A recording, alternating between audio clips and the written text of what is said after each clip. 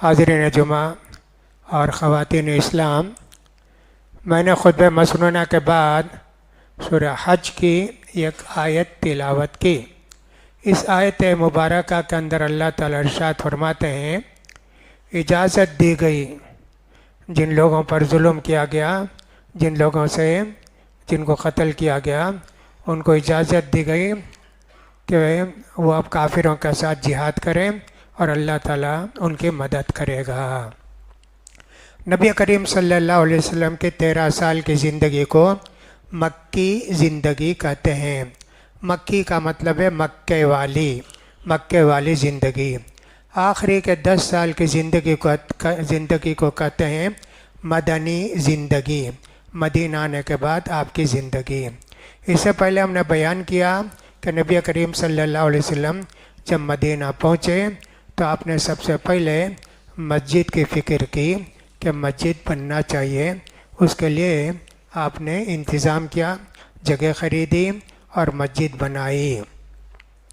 مسجد، اللہ کے رسول صلی اللہ علیہ وسلم فرماتے ہیں، فضلت علی الانبیاء بست، اللہ تعالیٰ نے سارے نبیوں کو جو دیا اس کے علاوہ مجھے اور 6 چیزیں دی ہیں۔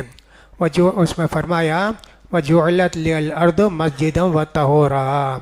ایک بات یہ بھی ہے کہ ساری زمین میرے لیے مسجد ہے اور پاکی ہے۔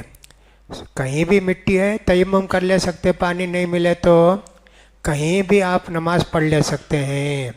خاص کر مسافر لوگ کہیں بھی نماز پڑھ سکتے۔ مسجد میں آ کے نماز پڑھنا ضروری نہیں، لیکن یہودیوں کے لیے بھی، عیسائیوں کے لیے ضروری تھا کہ چرچ میں آ کر ہی نماز پڑھنا، اور ان کا اس میں آ کر نماز پڑھنا عبادت گاہ میں۔ وہ کہیں بھی نماز نہیں پڑھ سکتے تھے، لیکن اللہ کی رحمت ہے کہ ہم کو اجازت دی گئی کہ تم سفر کرتے، کچھ بھی کرتے، کہیں بھی تم کو جگہ مل جائے وہاں نماز پڑھ لو۔ ہوائی جہاز میں ہو، ٹرین میں ہو، سب کسی زمین پر ہو، یہ اللہ کے رسول نے ہم کو اجازت دی ہے۔ لیکن جو چیز ہمارے قبضے میں نہیں ہے، جیسے ہوائی جہاز ہے اور اسی طرح بس ہے، ہمارے قبضے میں نہیں ہے، ہم نماز پڑھ لیتے بس میں کہیں بھی۔ لیکن فرض نماز زمین پر اتر کر نماز پڑھنا، زمین پر اتر کر ہی فرض نماز پڑھنا، یہ شریعت سے ثابت ہے۔ یہ کام تو اللہ کے رسول نے مسجد بنائی اور اپنے بیویوں کے لیے گھر بنائے۔ پھر اس کے بعد اللہ کے رسول صلی اللہ علیہ وسلم نے یہودیوں کے ساتھ ایک معاہدہ کیا۔ مدینہ میں جو لوگ رہتے تھے، معلوم ایسے ہوتا ہے، 3 بڑے قبیلے تھے یہودیوں کے۔ ایک کو کہتے ہیں بنو قینقاع، ایک کو کہتے ہیں بنو نویر، اور ایک کو کہتے ہیں بنو قریظہ۔ یہ 3 خاندان مدینہ میں تھے۔ بعد میں جب یمن کا بند تالاب ٹوٹا، وہاں سے بہت لوگ ادھر ادھر گئے۔ اسی میں 2 قبیلے اور بھی آئے، اوس اور خزرج۔ گویا یہودیوں کے 3 قبیلے اور دوسرے لوگوں کے 2 قبیلے، 5 قبیلے مدینہ میں رہتے تھے۔ اب اللہ کے رسول صلی اللہ علیہ وسلم مدینہ آئے تو پہلے آپ نے یہ کوشش کی کہ مدینہ کے سب لوگ ایک ساتھ زندگی گزاریں، لڑائی جھگڑا وغیرہ نہیں، اور سب ایک دوسرے سے بغض و حسد، منافرت نہیں۔ اس لیے اللہ کے رسول صلی اللہ علیہ وسلم نے معاہدہ کیا، لکھا بنو عوف، یہودیوں کے سارے قبیلے تینوں، اوس اور خزرج اور ہم مہاجرین، سب ایک ہی قوم، مدینہ کے باشندے، ہم لوگ مدینہ میں رہیں گے، مدینہ کے باشندے۔ جو بھی ہم پر حملہ کرے گا مدینہ پر، سب مل کر جواب دیں گے۔ حملہ کرنے والا کوئی بھی رہے، سب مل کر ان سے لڑائی کریں گے، ان کا جواب دیں گے۔ مدینہ کے جو یہودی ہیں 3 قبیلے، یا اگر کبھی گروپ کی شکل میں مدینہ سے باہر جانا چاہیں تو محمد صلی اللہ علیہ وسلم سے اجازت لے کر جائیں گے۔ اکیلے جاتے کوئی بات نہیں۔ یہ چوتھی بات آپ نے کہا، قریش کے ساتھ کسی طرح کی دوستی نہیں کرنا۔ قریش جو مکے کے لوگ ہیں، ان کے ساتھ کسی طرح کی دوستی نہیں کرنا۔ کوئی مصیبت آئی مدینہ میں تو سارے لوگ مل کر چندہ دینا، سارے لوگ اس کا خرچہ برداشت کرنا، باقی کھانے پینے کے سب چیزیں ہیں، تم جو کماتے تمہارا، یہ جو کماتے ان کا، ہم جو کماتے ہمارا۔ اس طرح اپنے کیا یہودیوں سے معاہدہ، سب مان گئے یہودی، اس لیے کہ ان کا کاروبار بھی چلنا تھا اور رہنا بھی تھا، کہاں جائیں گے اب یہاں سے نکل کر، کچھ سمجھ میں نہیں آیا، سب مان لیے۔ یہ بڑی کامیابی اللہ کے رسول کو ہوئی، لیکن بعد میں ان تینوں نے غدر کیا، دھوکہ دیا، مدینے سے نکال کے اللہ کے رسول نے ان کو بھیجا دو قبیلے کو، اور تیسرا جو قبیلہ تھا بنو قریظہ، ان کی غداری کی وجہ سے جتنے لوگ ان کے بالغ تھے سب کو قتل کر دیا، اور ان کی جو بھی عورتیں تھیں، بچے تھے، بوڑھے تھے، ان کو چھوڑ دیا۔ اللہ اکبر، ایسا انہوں نے غدر کیا۔ یہ معاہدہ کیا اللہ کے رسول صلی اللہ علیہ وسلم نے، جب ان کے خلاف ورزی کیے تو اللہ کے رسول صلی اللہ علیہ وسلم نے ان کا بدلہ لیا۔ اور یہ بھی کہا اللہ کے رسول صلی اللہ علیہ وسلم نے، دیکھو کسی چیز میں اختلاف ہوا تو مدینے کے اندر میں ہوں، مجھ سے ہی آ کر پوچھنا، کسی چیز میں کوئی اختلاف ہوا، جھگڑا ہوا تو حقیقت میں فیصلہ کروں گا، تم اپنے دین پر عمل کرو، ہم اپنے دین پر عمل کریں گے، یہ ایک دوسرے کے خلاف کچھ بھی نہیں کریں گے، زبردستی ہم کسی کو مسلمان بھی نہیں بنائیں گے۔ یہ ساری باتیں یہودیوں کے ساتھ طے کی اللہ کے رسول صلی اللہ علیہ وسلم نے۔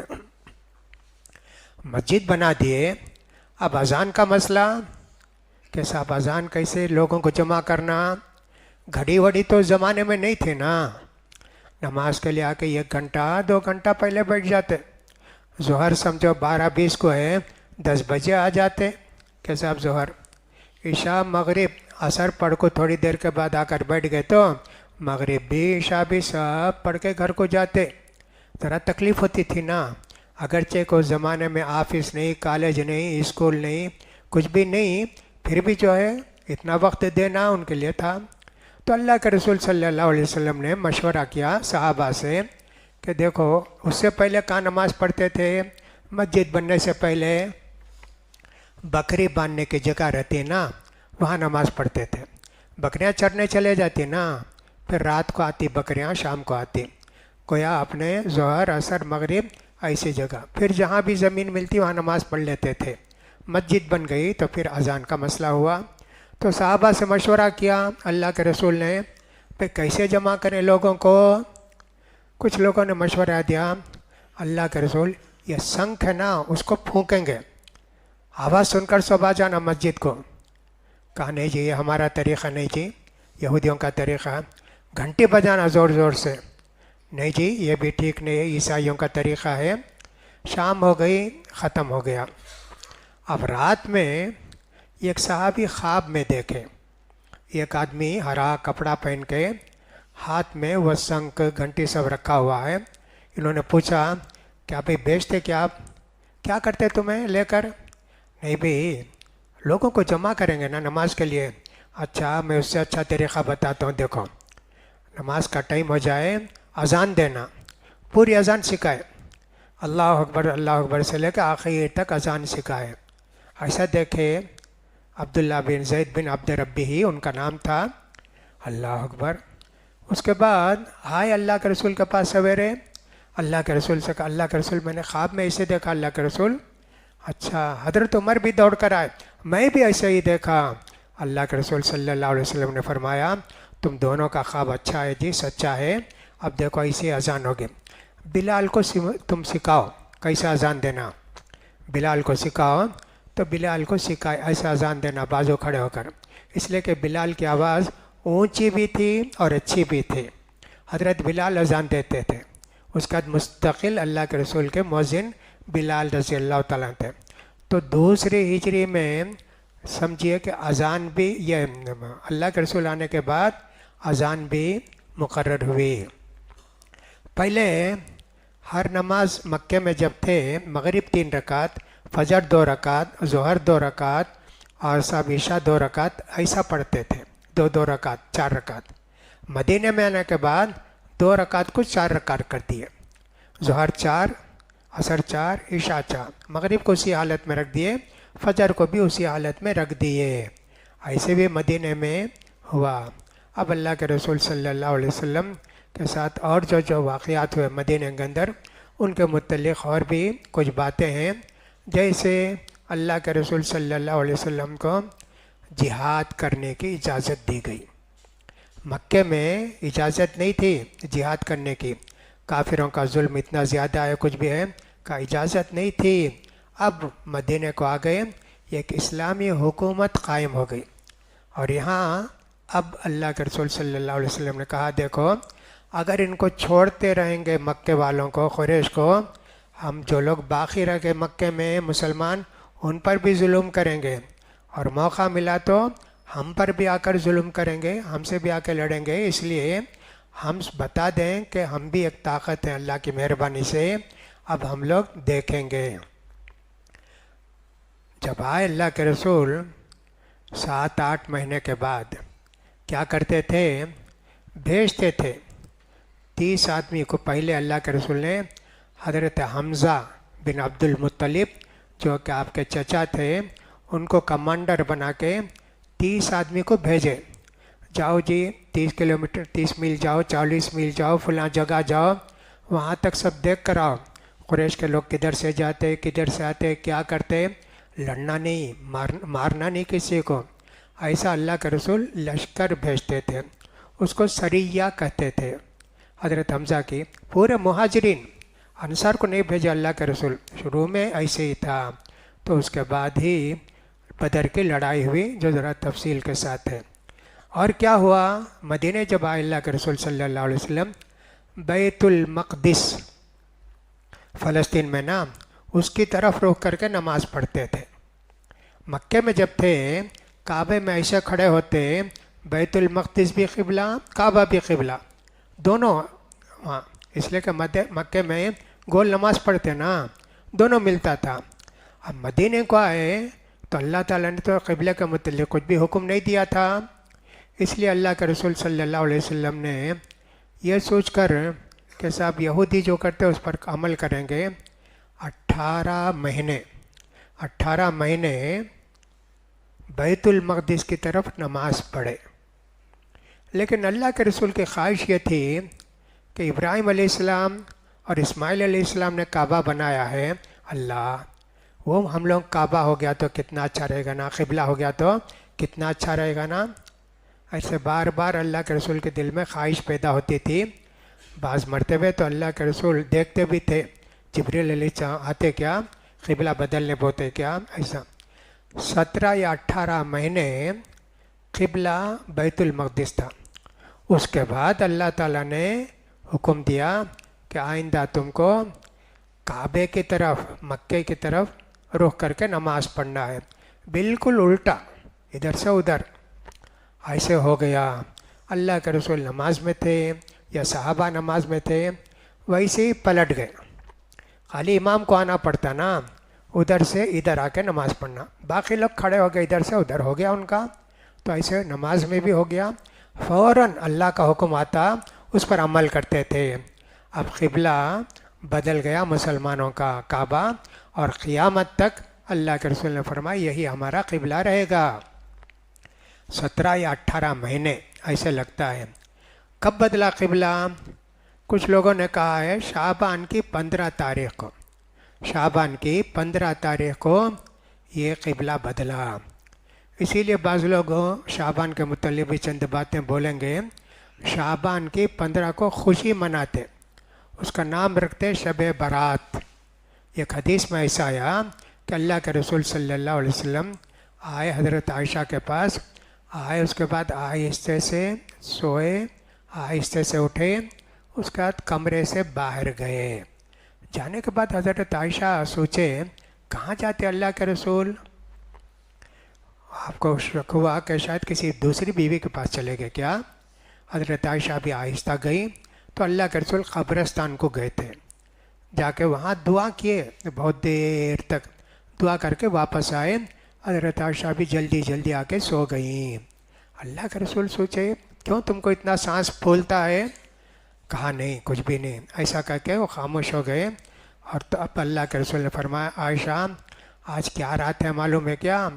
شعبان کی 15ویں رات ہے، آج اللہ تعالیٰ دنیاوی آسمان پر آتا ہے اور بنو کلب کی جو بکریاں ہیں، ایک بڑا قبیلہ تھا بنو کلب، ہے نا، بکریاں پالتے تھے، بہت بکریاں، ان کے بکریوں کے بال کے برابر لوگوں کی مغفرت فرما دیتا ہے۔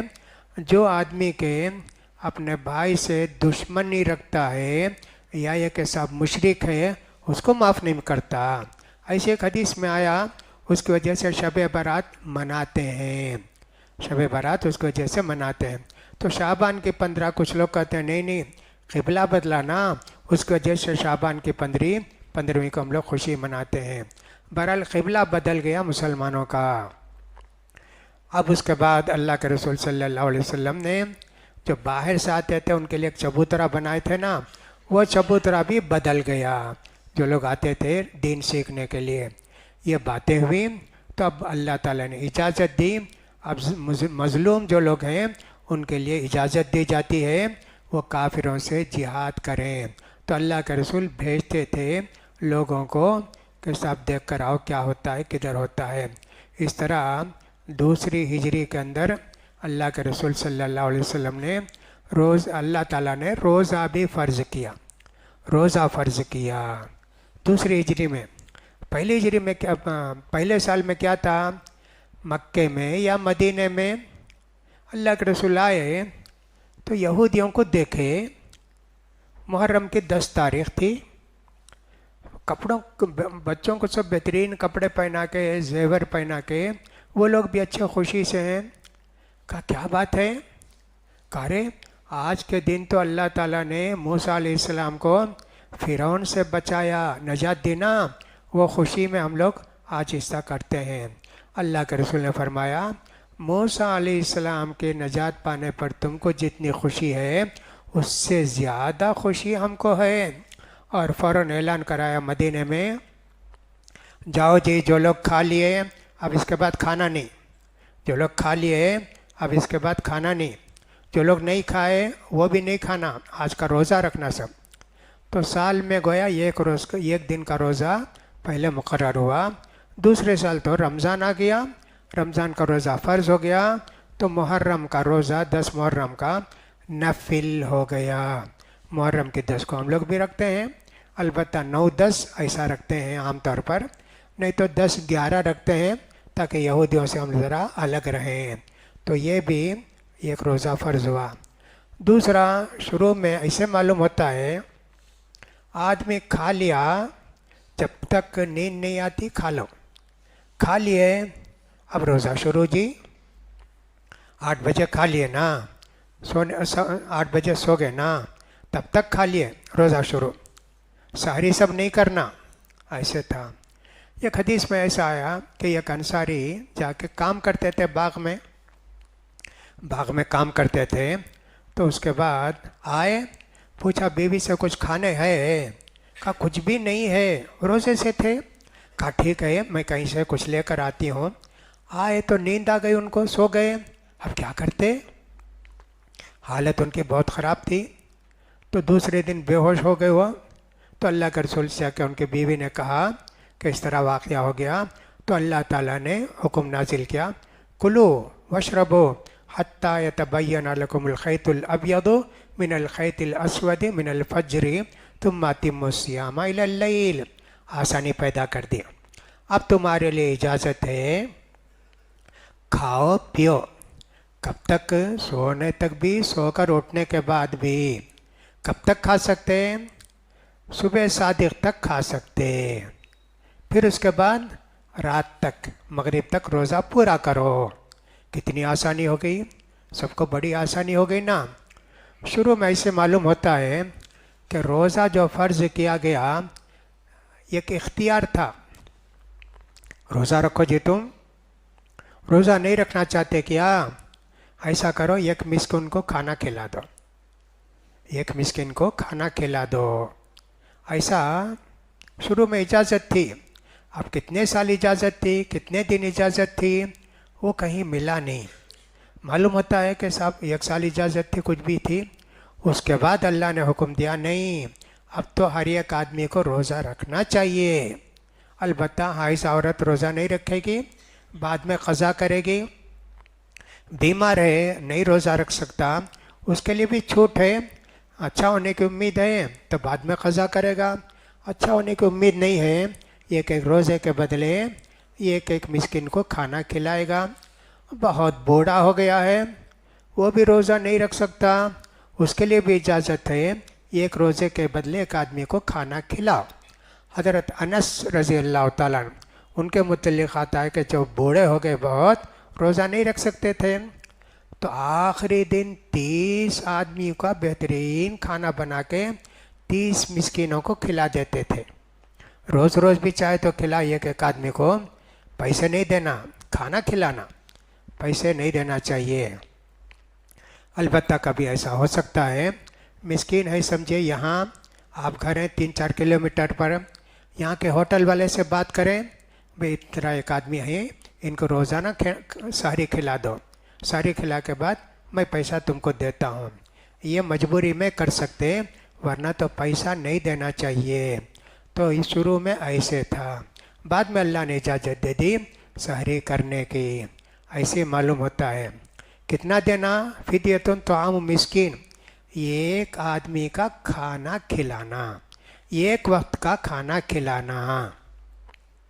کچھ لوگوں نے کہا نہیں، یہ آیت جو ہے شروع سے ہی سب کو روزہ رکھنا ضروری ہے.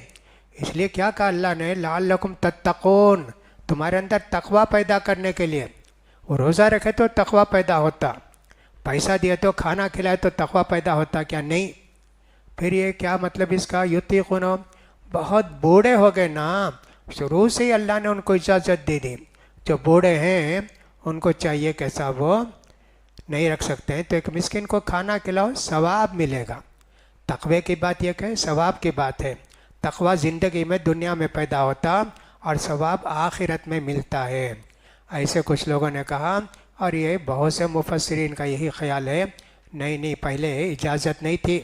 جو تندرست ہے انہیں روزہ نہیں رکھنا بول کر نہیں تھا، پہلے سے بھی روزہ فرض ہی تھا. اس لیے کہ اللہ نے کہا کتب علیکم الصیام، تم پر روزہ فرض کیا گیا، فرض کر کے پھر اس میں چھوٹ کی کیسی بات ہے؟ اس لیے ایسا نہیں ہو سکتا. شعبان کا مہینہ ہو گیا ہے. حضرت عائشہ رضی اللہ تعالیٰ عنہ کہتی ہیں سال بھر میں رمضان کے مہینے میں میرے روزے چھوٹ جاتے تھے، ماہواری کی وجہ سے، حیض کی وجہ سے، 5 6 7 جتنے بھی چھوٹ جاتے، پھر موقع ملتا ہی نہیں رکھنے کا. کتنے دن تک؟ شعبان تک موقع نہیں ملتا. شعبان میں اللہ کے رسول پورے دن قریب روزہ رکھتے تھے. یوں سمجھو کہ شعبان 29-30 دن کا نام، 25 دن 26 دن، کسی مہینے میں اتنے زیادہ روزہ نہیں رکھتے تھے، نفل روزے. رمضان کی خوشی کہ رمضان آ رہا ہے، رمضان آ رہا ہے، تو ان دنوں میں بھی روزہ رکھ لیتی تھی. اس لیے جو عورتیں جن کا روزہ باقی ہے، اب ان کو چاہیے کہ شعبان آ گیا، رمضان سے پہلے روزہ پورا کر لیں. کتنے چھوٹے ہیں اتنے روزے پورے کر لیں. بعض عورت ایسی ہوں گی کہ صاحب ان کو تقریباً ہر سال بچہ پیدا ہوتا، نہیں تو 2 سال میں بچہ پیدا ہوتا. 1 سال تو حمل تھا، روزہ رکھنا ہوتا نہیں تھا. اس کے بعد 1 سال دودھ پلائے، وہ 1 سال کا روزہ، 2 رمضان ہو گئے، 2 مہینہ. دوسرا بچہ آ گیا، پھر اس کا بھی ایسا، کتنے روزے ہو جائیں گے جی؟ تو ایسے لوگوں کے لیے چاہیے کفارہ دے دیں، کفارہ دے دیں. ایک روزے کے بدلے ایک مسکین کو کھانا کھلانا. کوئی غریب ہے، نہیں کر سکتے، کھانا بھی نہیں کھلا سکتے، بچے پیدا ہو گئے، روزے بہت باقی ہیں، اللہ سے معافی چاہنا، توبہ استغفار کرنا. یا تو ان کے رشتہ داروں کو چاہیے کہ ان کی طرف سے جتنے روزے چھوٹ گئے اس کا بدلے کھانا کھلا دیں. یہ اچھا ہے. حضرت عائشہ رضی اللہ عنہ ایسا کہتے ہیں. اب نہیں رکھے روزہ، رمضان بھی آ گیا، شوال میں رکھنا چاہتے ہیں، تو حضرت عبداللہ بن عباس کہتے ہیں روزہ بھی رکھنا، ایک مسکین کو کھانا بھی کھلانا. اللہ نے تم کو اتنا ٹائم دیا، 10 مہینے کا ٹائم دیا، 11 مہینے کا ٹائم دیا، نہیں رکھے نہیں. اب رمضان بھی آ گیا، اس لیے تم کو چاہیے رمضان کے بعد یہ روزے پورے کرو، روزہ بھی رکھنا اور ایک مسکین کو کھانا بھی کھلانا، ایسے عبداللہ بن عباس نے کہا تھا۔ رمضان کی شعبان کی 15ویں رات کو، اس سے پہلے بھی بتایا، ابھی تھوڑی دیر پہلے میں نے، لوگ شب برات مناتے ہیں۔ شب برات میں کیا کرتے ہیں، میں رجب ہو شعبان ہو پہلے بیان کر دیتا، شعبان میں کیا کیا، رجب میں کیا کیا بدعتیں ہیں۔ ایک بدعت یہ ہے، اس دن اچھے سے اچھا کھانا پکاتے اور اس کے بعد مسجد میں واعظ بیان رکھتے بہت دیر تک، پھر اس کے بعد اچھے کپڑے پہنتے، کہتے عید کو اچھے کپڑے نہیں تو پرواہ نہیں، شب برات کو اچھے کپڑے پہننا، جبھی جو ہے سال بھر اچھا کھانا ملتا، اچھے کپڑے ملتے۔ ایسے کیا کیا سب بدعتیں خرافات ہیں، کوئی بھی چیز اس سلسلے میں ثابت نہیں ہے۔ جو کچھ بتایا اللہ کے رسول نے کہا آج کی رات اللہ تعالیٰ اتنے لوگوں کی مغفرت فرماتا ہے، تو کوئی مغفرت کی دعا کرے کہ اللہ مجھے معاف کر دے، اتنے گناہ کیا، فلاں کیا۔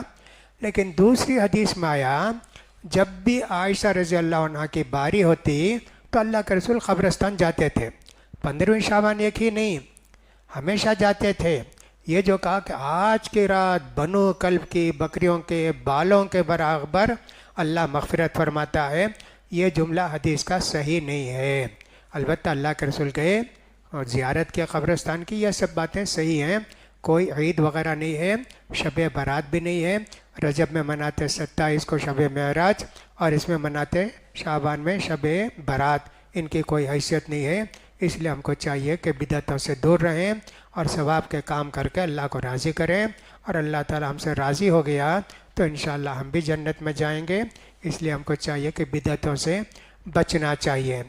اب مکے کی زندگی ختم ہوئی، مدینہ کی زندگی شروع ہوئی، اب بہت ساری باتیں وہ ہیں، رات دن کافروں کے ساتھ مقابلہ، چھوٹی بڑی لڑائیاں کتنی ہوتی تھیں، صرف 1-2-3 لڑائیوں کا ذکر انشاءاللہ آئندہ جمعے میں کر کے، پھر اس کے بعد اللہ کے رسول کی تعلیمات کیا ہیں، اللہ کے رسول کے اخلاق کیا ہیں، اللہ کے رسول نے کن باتوں کا ہم کو حکم دیا ہے، اس سلسلے میں بیان کرنے کی کوشش کریں گے۔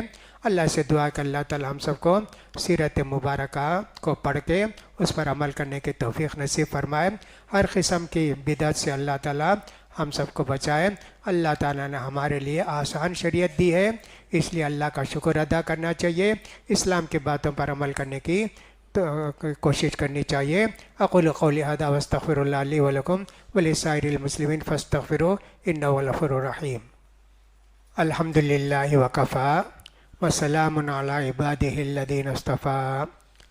اللہم صلی علی محمد وعلی آل محمد کما صلیت علی ابراہیم وعلی آل ابراہیم انک حمید مجید۔ اللہم بارک علی محمد وعلی آل محمد کما بارکت علی ابراہیم وعلی آل ابراہیم انک حمید مجید۔ بزرگوں، بھائیوں، بہنوں، زلزلے کی دنیا ہے آج، ہر جگہ زلزلے کی خبریں آتی ہیں۔ کتنے لوگ جو ایسے رہے ہوں گے، نماز نہیں پڑھتے تھے، کیا کرتے تھے۔ ہم کو چاہیے لا تموتن الا وانتم مسلمون، مرنے کے لیے تیار رہنا چاہیے۔ نماز وقت پر پڑھیں، توبہ استغفار کریں، حرام کام چھوڑ دیں، ناجائز کام چھوڑ دیں، ظلم چھوڑ دیں، کسی کا حق مارے ہیں تو ان کا حق ادا کر کے مرنے کے لیے تیار رہنا چاہیے۔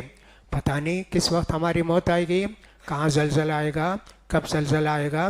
وہ زلزلہ پھیلتے جاتا ہے، بار بار زلزلہ آتا ہے۔ تاجکستان میں بھی 7.4 کا زلزلہ آیا، جو ترکی میں آیا، تھوڑا سا کم اس سے کتنا ہوا۔ یہاں بھی کچھ لوگوں نے بتایا کہ پرسوں تھوڑا زلزلہ مدراس میں بھی آیا، واللہ عالم، کوئی بات نہیں۔ لوگوں نے تو یہ کہا کہ صاحب آئندہ اتنے سالوں کے اندر بمبئی بھی ڈوب جائے گا، بنگلہ دیش چٹاگانگ وہ بھی ڈوب جائے گا، اور چنئی بھی، سمندر کے کنارے جتنے شہر ہیں سب سمندر میں ڈوب جائیں گے چند سالوں میں، واللہ عالم۔ لوگ ایسا کہتے ہیں پانی بڑھتے جاتا ہے اور فلاں ہے، سونامی آنے والا ہے، کیا کیا سب ہوتا ہے جی۔ اس لیے ہم کو ان سب چیزوں سے عبرت حاصل کر کے ہم کو تیار رہنا چاہیے کہ پتہ نہیں کس وقت موت آئے گی۔ ویسے ہمیشہ ہی رہنا چاہیے، جب یہ سب چیزیں اپنے آنکھوں سے دیکھتے ہیں تو ہمارے دل میں اللہ کا خوف پیدا ہونا، اور ہمیشہ اللہ کے سے مغفرت کی دعا کرتے رہنا چاہیے۔